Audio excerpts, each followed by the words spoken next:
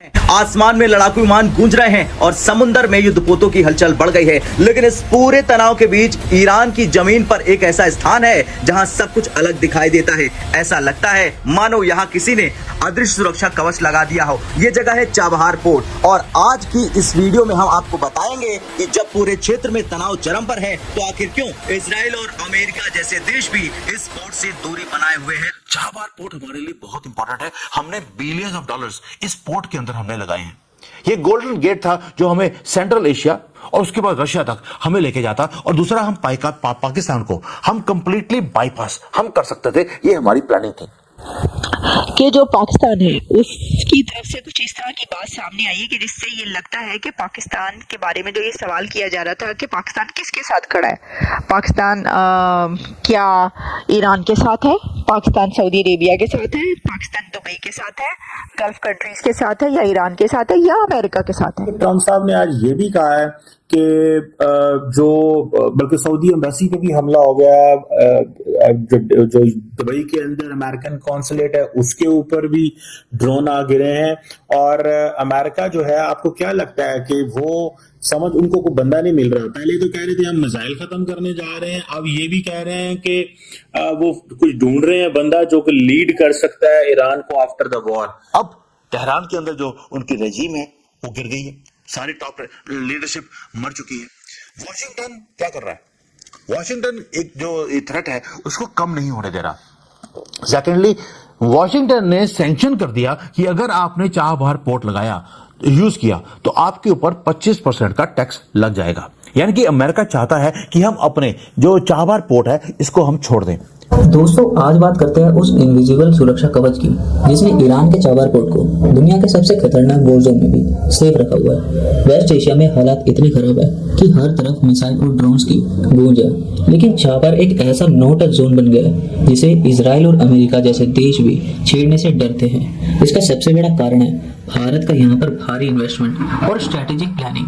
भारत ने इस पोर्ट को सिर्फ एक व्यापार का जरिया नहीं बल्कि अफगानिस्तान और सेंट्रल एशिया तक पहुंचने का अपना रास्ता बनाया है, खासकर जब पाकिस्तान ने हमारे लिए रास्ते बंद कर दिए थे।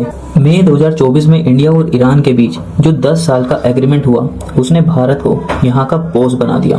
लेकिन सवाल यह है कि अमेरिका और इजराइल जो ईरान के दुश्मन है वो इस पोर्ट को नुकसान क्यों नहीं पहुंचाते। इसका जवाब है इंडिया की तगड़ी डिप्लोमेसी। अमेरिका जैसे देश जानते हैं कि एशिया में चाइना के बढ़ते हुए कदम को रोकने के लिए उन्हें भारत की सख्त जरूरत है। अगर वो चाबहार पोर्ट पर कोई एक्शन लेते हैं तो उनके इंडिया के साथ रिश्ते बिगड़ सकते हैं। वहीं दूसरी तरफ इजराइल और भारत की दोस्ती इतनी पुरानी और गहरी है कि इजराइल कभी नहीं चाहेगा कि वो भारत के स्ट्रेटेजिक हिट को चोट पहुंचाए। हमने देखा भी कि इस तरीके से भी थोड़े दिन पहले वॉर शुरू होने से पहले प्राइम मिनिस्टर नरेंद्र मोदी ने इजराइल का दौरा भी किया था। ये बताते हैं कि भारत और इजराइल के बीच रिश्ते कितने ज्यादा मजबूत है। ये पोर्ट सिर्फ एक पोर्ट नहीं बल्कि चाइना के बेल्ट एंड रोड इनिशिएटिव और पाकिस्तान के ग्वादर पोर्ट को भारत का करारा जवाब है। आज का भारत सिर्फ बातें नहीं करता बल्कि इंडियन नेवी की पेट्रोलिंग बढ़ाकर ये दिखा चुका है कि हम अपने इन्वेस्टमेंट की रक्षा करना जानते हैं। चाबहार आज एक मजबूत किले की तरह खड़ा है जो दिखाता है कि अगर स्ट्रेटेजी सही हो तो युद्ध भी आपका रास्ता नहीं रोक सकता। असल जब हम पश्चिम एशिया के हालात देखते हैं तो लगता है कि कोई भी जगह पूरी तरह सुरक्षित नहीं है, लेकिन चाबहार पोर्ट के मामले में स्थिति बिल्कुल अलग है। इसका सबसे बड़ा कारण है भारत का भारी निवेश और रणनीतिक भूमिका। भारत ने पिछले कई वर्षों से इस पोर्ट को विकसित करने में जमकर निवेश किया है। चाबहार पोर्ट हमारे लिए बहुत इंपॉर्टेंट है। हमने बिलियंस ऑफ डॉलर्स इस पोर्ट के अंदर हमने लगाए हैं।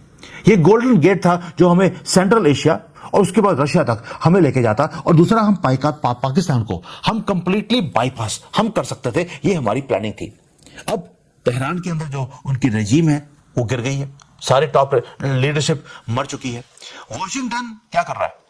वॉशिंगटन एक जो थ्रेट है उसको कम नहीं होने दे रहा। सेकेंडली, वॉशिंगटन ने सैंक्शन कर दिया कि अगर आपने चाबहार पोर्ट लगाया, यूज किया, तो आपके ऊपर 25% का टैक्स लग जाएगा। यानी कि अमेरिका चाहता है कि हम अपने जो चाबहार पोर्ट है इसको हम छोड़ दें, हम वापस निकल जाएं चाबहार पोर्ट से।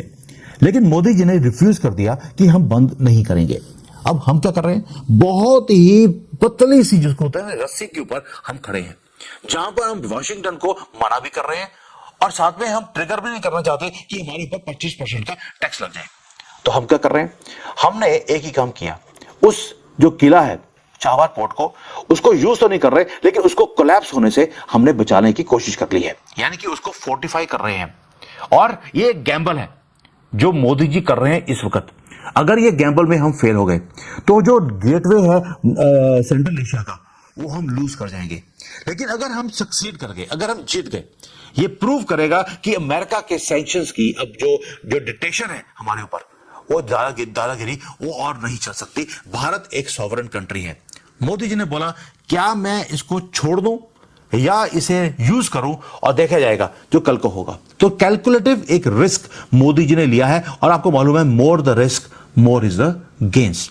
अब मुझे ऐसा लगता है वॉशिंगटन ने जैसे हमें धमकी दिया था, अगर आप S-400 लेंगे या रशियन तेल लेंगे आपको सैंक्शन किया जाएगा। हमने रशिया का तेल भी खरीदा, हमने S-400 भी लिया, लेकिन हमारे ऊपर सैंक्शंस नहीं किए गए। इस बार चाबहार पोर्ट अगर हम यूज करेंगे, मुझे नहीं लगता कि अमेरिका हमारे ऊपर सैंक्शन करेगा, क्योंकि उसका रीजन है अमेरिका खुद डेस्परेट है। पेंटागन को भी एक मैन्युफैक्चरिंग बेस चाहिए। पेंटागन ने रिसेंटली अपना जो हाईएस्ट कमांडर है जो इंडो पैसिफिक को देखता है, उसे भारत में भेजा था, सैमुअल को। और सैमुअल ने भारत आके क्या किया, उन्होंने हमारी जो तेजस की फैक्ट्री है, हमारा जो डिफेंस सिस्टम का जो पूरा का पूरा R&D का सेंटर है, उसको देखने गए। और उन्होंने अनाउंस किया कि वो अमेरिका का R&D सेंटर और मैन्युफैक्चरिंग बेस को भारत के R&D और मैन्युफैक्चरिंग बेस के साथ अलाइन करने वाले हैं, यानी कि वहां से डायरेक्टली ट्रांसफर होगी टेक्नोलॉजीज भारत को। ये है डेस्परेशन ऑफ पेंटागन। अमेरिका का जो डिफेंस स्ट्रेटजीज हैं, उन्हें मालूम है एक ट्रुथ का, कि जो यूएसए के जो सप्लाई चेन्स हैं वो उनकी टूटी बंद होती जा रही है, उसके अंदर जंग लग चुका है। पेंटागन के ऑफिशियल्स ने ओपनली बोला है कि भारत का जो massive manufacturing capacity Modi ji ने खड़ा किया है, वी नीड दिस।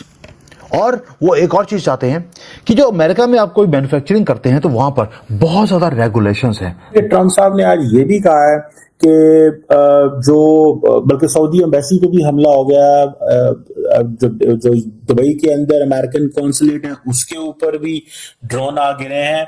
और अमेरिका जो है, आपको क्या लगता है कि वो समझ उनको कोई बंदा नहीं मिल रहा? पहले तो कह रहे थे हम मिसाइल खत्म करने जा रहे हैं, अब ये भी कह रहे हैं कि वो कुछ ढूंढ रहे हैं बंदा जो कि लीड कर सकता है ईरान को आफ्टर द वॉर।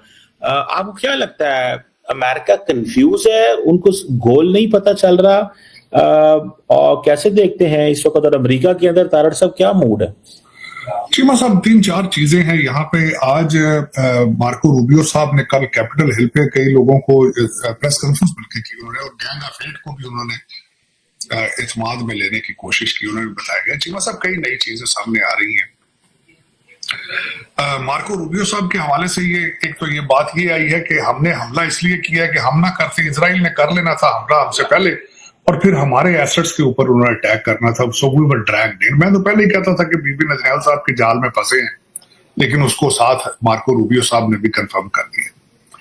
चीमा साहब, इसमें बिल्कुल यादें सामने आ रही हैं। एक अहमद चलाबी साहब थे जिन्होंने डिक चेनी को ट्रैप किया था।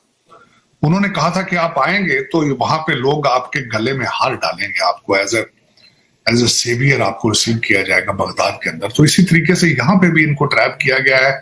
इस दफा ट्रैप बीबी नेतन्याहू ने किया है कि यहाँ पे भी जब आयतुल्ला खामनाई जो है, जब वो शहीद होंगे तो उसके बाद सारी लीडरशिप खत्म हो जाएगी, तो उसके बाद लोग सड़कों पे बाहर निकल आएंगे और अमेरिका और रजा शाह पहलवी के बारे में उसको जी वेलकम करेंगे। मेरे ख्याल में सूरत हाल बिल्कुल दूसरी तरफ जा रही है कि सबसे पहले तो पहला झटका ये था कि 1 घंटा 45 मिनट्स जब आयतुल्ला खामनाई के ऊपर अटैक हुआ, उनका दुनिया से रुखसत होने से 1 घंटा 45 मिनट के बाद जंग शुरू कर